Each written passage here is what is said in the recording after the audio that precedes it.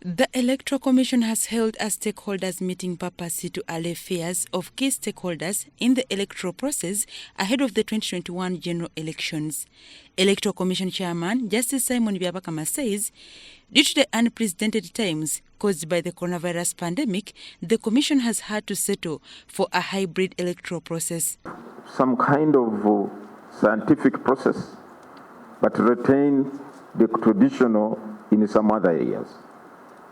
And we zeroed in on that one as the most plausible in the circumstances, where you have virtual campaigns or media-led campaigns, where you have the traditional way of nominations, with the candidates coming to the nomination centers, but with limited supporters accompanying him or her, and then putting in place the OPs at the polling stations, at the nomination center.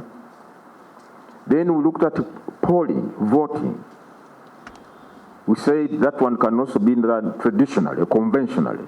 During the meeting that was held at Protea Hotel in Kampala, the Electoral Commission issued guidelines for all the electoral activities with strict observance of the standard operating procedures. In the new guidelines, the Electoral Commission intends to ensure availability of a downloadable nomination form to accommodate for a contactless process, though hard copies will remain in place.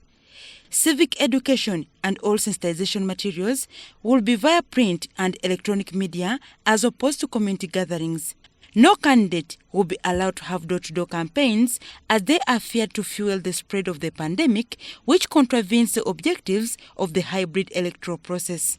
We are going to make sure we deploy an officer specifically to enforce social distance at the polling stations, so that we don't have that back-to-back.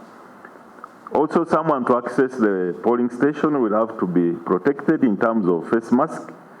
The person will be required to wash hands because the facility will be there. All this to try and minimize the risks brought about by COVID-19.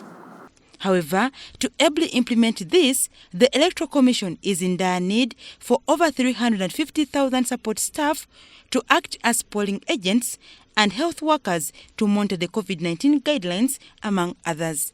Like we didn't have someone to enforce hand washing and the social distance in the line at polling stations. Now we are going to include those two on our deployment list. And of course, this means increase the costs.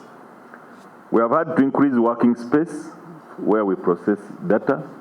We are going to increase working space where we pack our materials. This comes with increased costs, but all these are the effects because of COVID-19. After listening to these presentations, it was time for the political parties' representatives and civil society organizations to give their input.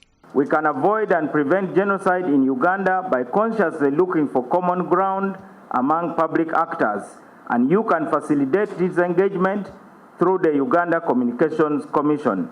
Elections should not be a struggle for survival. They should be a competition to serve.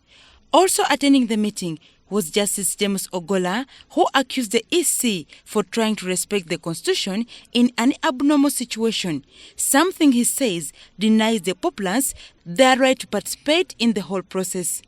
I think we have agreed that Uganda will be here tomorrow, the day after, to be here. Why not wait a little bit and do that? The meeting also attracted the attention of the UNDP's country representative, Elsie Atafua, and the UN resident coordinator, Rosa Malango. I would like to highlight that although elections are just one brick in the house we call democracy, they can bear the unbelievable ability to disrupt the trajectory of development of any country on earth. So Uganda, you have been in a commendable path since your turbulent days of civil strife to recovery to where you are today. Dorcas Kimono, UBC.